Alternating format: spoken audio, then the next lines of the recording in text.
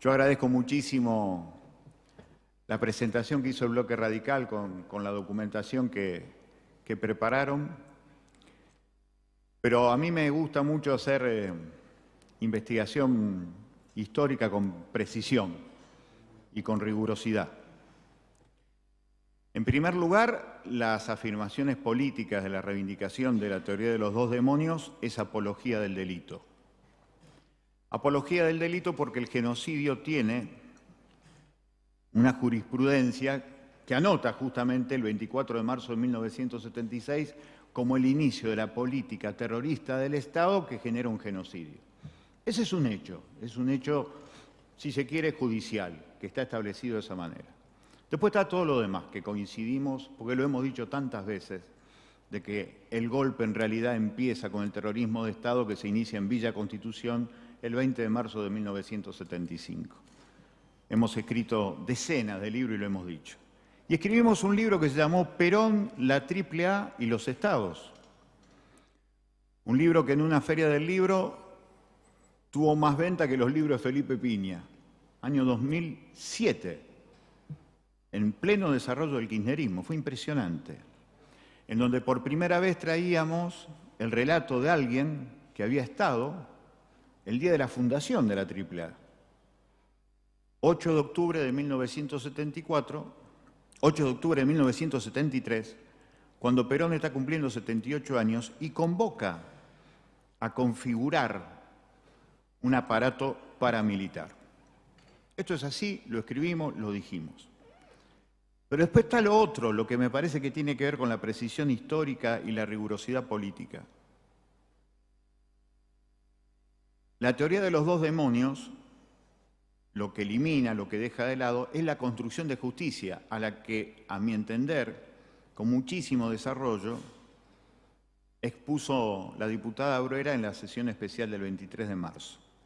Todo lo que se avanzó en la justicia federal argentina fue consecuencia de todo lo que pelearon los organismos de derechos humanos, en donde había dirigentes radicales extraordinarios, Mario Amaya, por ejemplo. El presidente de la CONADEP, aquí en la provincia de Santa Fe, era un hombre de la democracia progresista, del movimiento latorrista, Manuel Blando padre, que fue realmente un tipo extraordinario. Digo eso para citar cuestiones que tienen que ver con la provincia de Santa Fe. Así que a mí me parece que en la cuestión de la discusión política es muy interesante dar este debate, porque en definitiva, a mí lo que me parece que cuando uno habla del pasado, no se refiere al pasado. Está posicionándose políticamente en el presente. El pasado siempre está abierto en el presente, como siempre dijimos, por dos cuestiones, por pesadillas impuestas. Una de ellas fue la mencionada en este proyecto de insistencia permanente de ir en contra de los titiriteros, de los delincuentes de guante blanco, que es el poder económico. Esa es una impunidad abierta.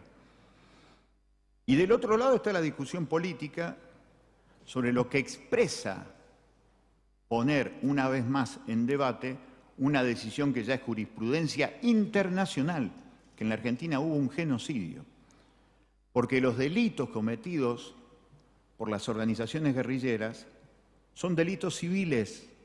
Entonces la diferencia es realmente muy grande. Y nosotros efectivamente, como bien dice el diputado Cándido, cuando nosotros historiamos la familia Amelón, la historiamos al revés. La historiamos a partir del torturador.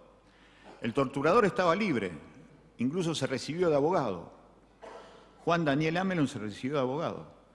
Y nos recibió por primera vez a nosotros en el famoso café que tiene Tribunales Provinciales Viejos, ahí en calle Balcarce. Él, como abogado recibido en democracia, el torturador nos decía por qué había torturado. Y nos decía, entre otras justificaciones, porque una célula, en ese caso del ERP, del Ejército Revolucionario del Pueblo, había matado al gerente de Asindar, que había reemplazado a Martínez de Hoz, que era justamente Amelón. Esta historia, claro, esta historia genera que además conocimos la historia de la familia Amelón. 8 hermanos, uno de ellos sacerdote, el otro médico pediatra. Esa fue una aventura extraordinaria, porque el médico pediatra terminó atendiendo a una de mis hijas. Era una relación difícil, muy difícil.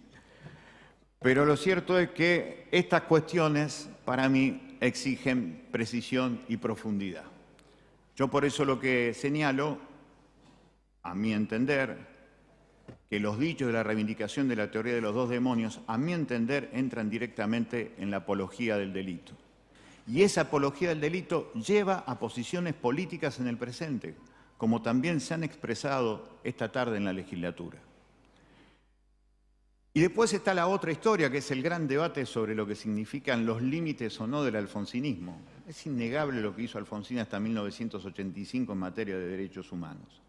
Pero como lo dijimos también en la sesión especial del 23 de marzo, el Alfonsín post-Greenspun, que era el primer ministro de Economía, ese ministro de Economía que había planteado cuestionar la deuda externa, que hace que Alfonsín diga en Estados Unidos y enfrentándose nada más y nada menos que a Reagan que iban a hacer un club de deudores, ese Alfonsín deja de serlo cuando asume Juan Vital Zurril el Ministerio de Economía. Viene Punto Final, obediencia debida, economía de guerra, los famosos paros que hace la CGT, y ahí hay un vuelco de ese radicalismo, y hay un vuelco de ese documento que el diputado Cándido expresó, porque ese documento tenía que ver con la línea interna que tenía el propio Alfonsín, que no tenía nada que ver con la línea interna que representaba el doctor Balbín. Así que me parece que este debate es muy interesante porque profundiza en las cuestiones del presente. Creo que lo que quedó claro es que la reivindicación, insisto, de la teoría de los dos demonios nos envía a la discusión política económica de dos proyectos de país. Los que quieren que la Argentina sea simplemente una especie de expresión de los grupos, de los factores económicos nacionales e internacionales, y los que queremos el desarrollo de una Argentina, como lo quería Irigoyen, como lo quería Ilia, que fue citado aquí, de desarrollo autónomo, en donde el Estado esté presente a favor de las mayorías. Eso es lo que se pone en evidencia para mí en la negación de lo que significa el genocidio. Por eso, a mi entender, señor presidente, por eso nos metimos en esto, salimos del ámbito de las manifestaciones y nos metimos directamente en el contenido del artículo 137 del reglamento de esta Cámara de hacer un libre debate. Muchísimas gracias, señor presidente.